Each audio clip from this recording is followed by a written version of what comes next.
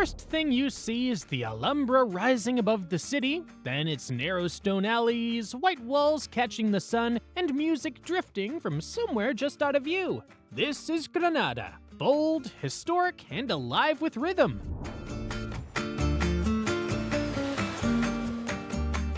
Over 2 days, we'll show you the best of it. Moorish palaces, hilltop views, flamenco at night, and moments of calm hidden deep in the city's oldest corners. Best time to visit Granada. Granada is at its absolute best in spring and early fall, from April to June and again in September to October. The weather is just right, warm days, cool evenings, and clear skies hovering around 70 to 80 degrees Fahrenheit or 21 to 27 degrees Celsius. This is the perfect time to walk the gardens of the Genera life or watch the sunset over the Alhambra without the summer crowds. July and August bring serious heat with highs pushing past 95 degrees Fahrenheit. While that's great for late-night flamenco shows and breezy terrace dinners, sightseeing under the afternoon sun can be intense. Winter is quieter, cooler, and easier on the budget, with crisp air and smaller lines at major sites. Airport tips. Granada's local airport sits just 11 miles outside the city, and getting in is simple. Taxis offer the fastest ride into the center, about 25 minutes and around 25 to 30 USD depending on the traffic. If you're watching your budget, the airport bus runs after every arrival, drops off near major streets like the Gran Via, and costs just 4 USD. The ride takes closer to 40 minutes, but it's smooth and easy. For those arriving via Malaga, you're just 90 minutes away by direct bus, and the ride costs around 15 to 20 USD, a popular route if you're exploring more of Andalusia. Where to stay in Granada? No matter your budget, Granada has a place that feels like it was made just for you, whether it's tucked into the hills or steps from the cathedral. For budget travelers, Rialejo is a great pick. Once the Jewish quarter, it's now full of student energy, casual tapas bars, and small hotels 50 to 80 USD per night. If you want to be near the action without breaking the bank, the Gran Via or Cathedral area is ideal. You'll be walking distance from everything with mid-range rooms around 100 to 150 USD. And for those seeking views, charm, and Moorish elegance, the hillside around the Alhambra is where to stay. Historic hotels, palace conversions, and romantic terraces run between 200 and 400 USD per night, and the views of the Sierra Nevada are unforgettable. How to get around Granada.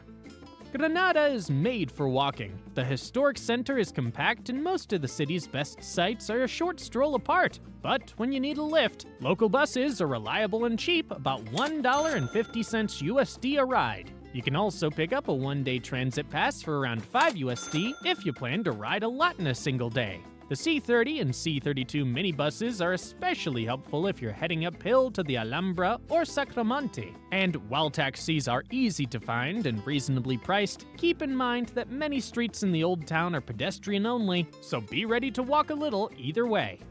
Day 1. Palaces, hilltop views, and the soul of Granada. Morning. Nasrid Palaces.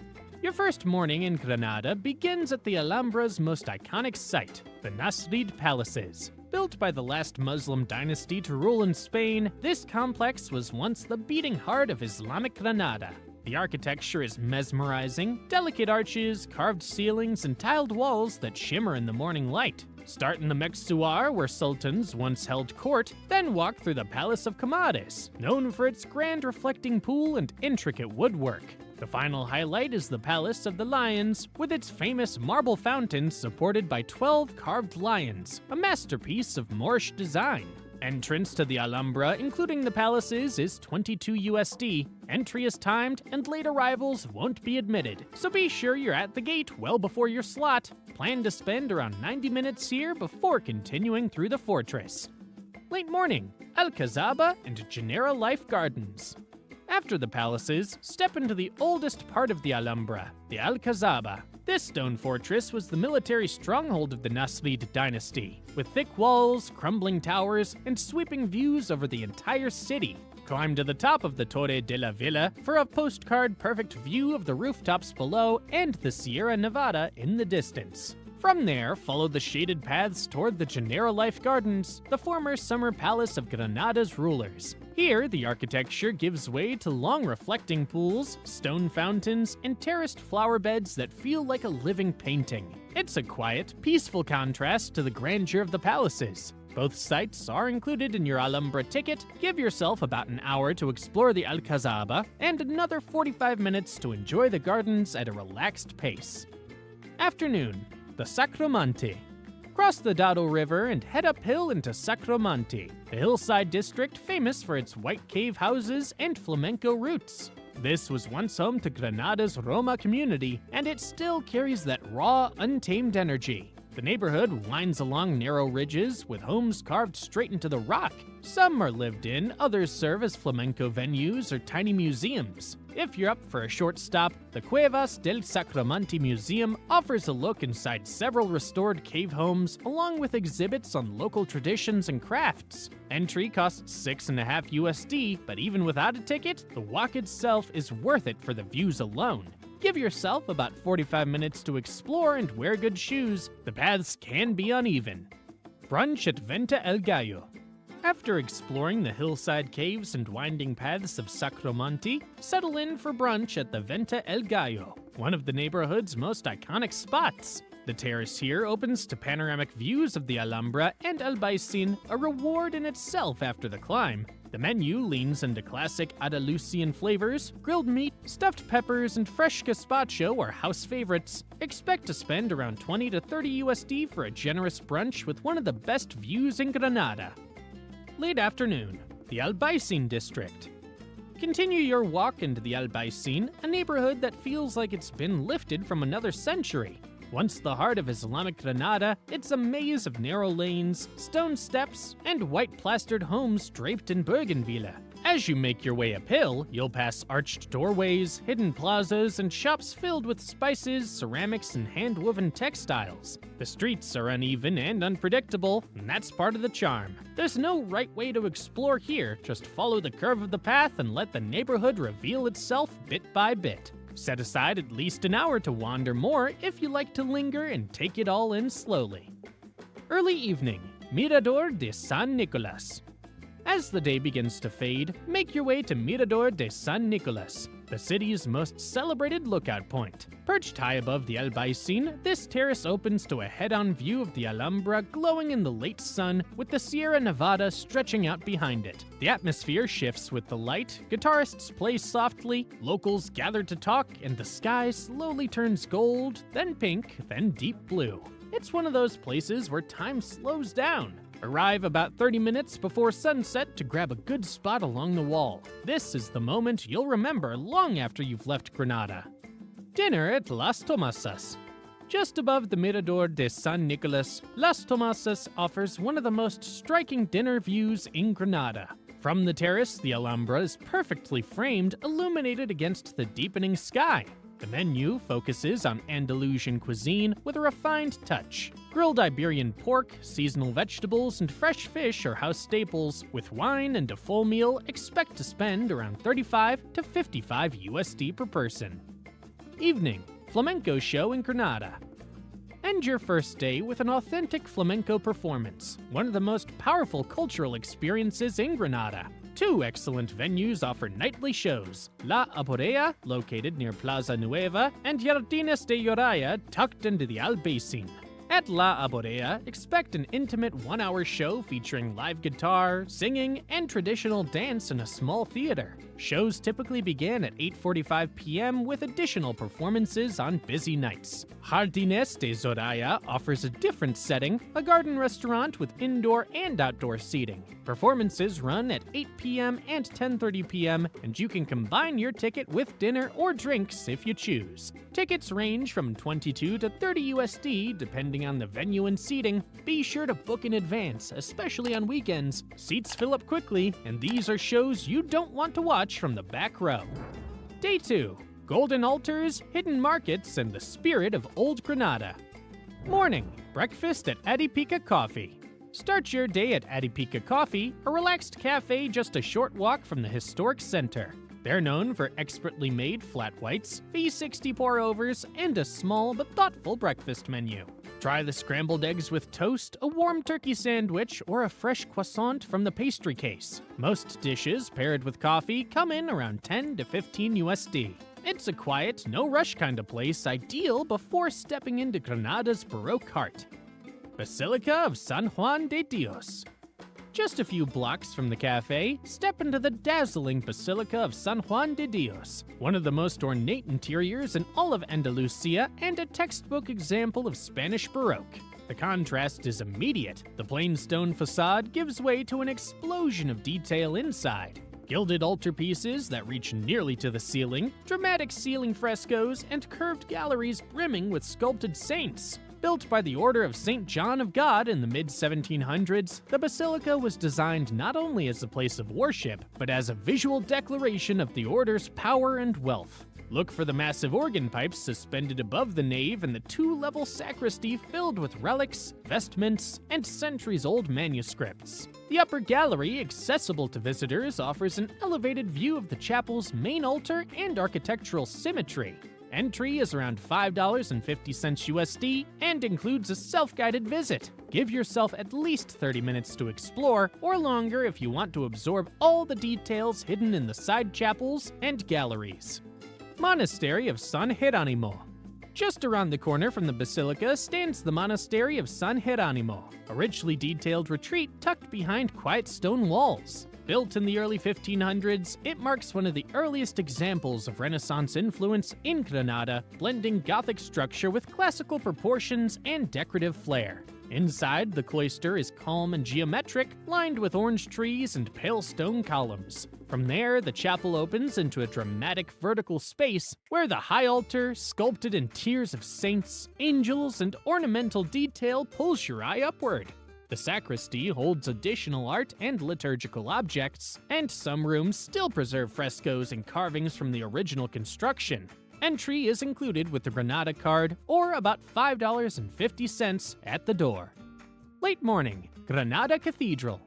A short walk from the monastery brings you to Granada Cathedral, standing right in the heart of the city. It's one of Spain's earliest Renaissance cathedrals, and the contrast as you step inside is immediate. Tall white columns, arched ceilings, and sunlight filtering in from all directions. Take your time walking through the side chapels. Each one tells a different story, with gilded altars, paintings, and sculpted saints tucked into corners. Don't miss the main altar or the organ pipes rising above it like a sculpture in themselves. Admission is $6.50 USD, and audio guides are available if you want a bit more context as you explore.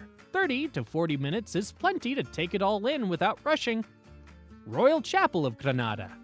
Tucked beside the cathedral is the Royal Chapel. Built in the early 1500s as the final resting place of Queen Isabella and King Ferdinand. It's one of the few places in Spain where royal history feels this intimate. Their carved marble stones rest above a crypt, while gilded altarpieces rise behind ironwork that was forged for this space alone. A short walk through the adorning museum reveals rare personal belongings. Isabella's crown, her handwritten letters, even the sword of Ferdinand. Entry is $5.50 USD, and the entire experience takes less time than the cathedral, but offers a far more intimate glimpse into Spain's imperial past. Afternoon. Lunch at Los Menueles Reyes Catolicos. Located right on Reyes Catolicos, Los Menueles is one of Granada's most established restaurants. Opened since 1917 and still packed with locals every day by lunchtime. If you're visiting on a weekday, check out their menu del dia. 2 generous courses plus a drink, usually for about 15 USD. The menu often features seasonal Andalusian dishes like salmorejo, stewed oxtail, or pumpkin cooked with garlic and olive oil. On weekends, if you're in the mood to order an a la carte, the house croquetas and grilled pork loin are popular choices. Service is quick and friendly, and the location makes it easy to continue on foot to your next stop without going out of your way. Bibrambla Square. Just a short walk from the restaurant, Plaza Bibrambla opens up like a breath of space in the middle of the city. Once the site of medieval markets and public celebrations, it's now lined with flower stalls, shaded terraces, and fountains echoing softly in the background. You'll see families strolling, locals having coffee, and small shops tucked just beyond the square. It's not a place that demands your attention, it just offers a pause, naturally built into the rhythm of the city. From here, it's an easy transition into the nearby Albaicín market, only a few steps away. Late afternoon, Albaicín Market. Tucked just behind the square, the Albaicín is Granada's oldest silk and spice market, a narrow maze of covered passageways that once served as the city's Moorish bazaar. Today, the stalls are packed with bright ceramics, carved wooden boxes, fabrics, and loose-leaf teas. Some corners lean touristy, but if you look closely, you'll spot shops still selling traditional goods, from handmade tiles to intricate lanterns. It doesn't take long to walk through, but it's worth slowing down and browsing. This part of the city still carries the echo of what it used to be. El Benuelo Arab Baths. Further down the Carrera del Dado, you'll find El Benuelo, one of the oldest surviving Arab bathhouses in Spain. From the outside, it's easy to miss just a modest doorway set into a row of houses, but inside, it opens into vaulted stone chambers once filled with steam and silence. The bathhouse dates back to the 11th century and was miraculously spared during the Christian reconquest when most others were destroyed. Star-shaped skylights dot the ceilings, casting soft light across the cold and hot rooms that once formed part of daily life in Muslim Granada. Entry is included with most city passes, or about $5.50 USD at the door. Hammam al-Andalus. From the quiet stone chambers of El Benuelo, the walk to Hammam al-Andalus feels like a step forward in time. This modern bathhouse borrows everything from its centuries-old predecessors: arched ceilings, flickering candlelight, and tiled courtyards, but here the experience is about relaxing in the present. You'll move through the warm, hot pools, stretch out in the steam room, and sip mint tea between rooms. If you book ahead, you can add a massage or exfoliation with different packages starting around $40 USD. The atmosphere stays hushed and dim, with soft music echoing under stone domes. After a full day of walking, it's the kind of pause that resets your body before evening arrives. Early evening, Mirador de San Cristobal.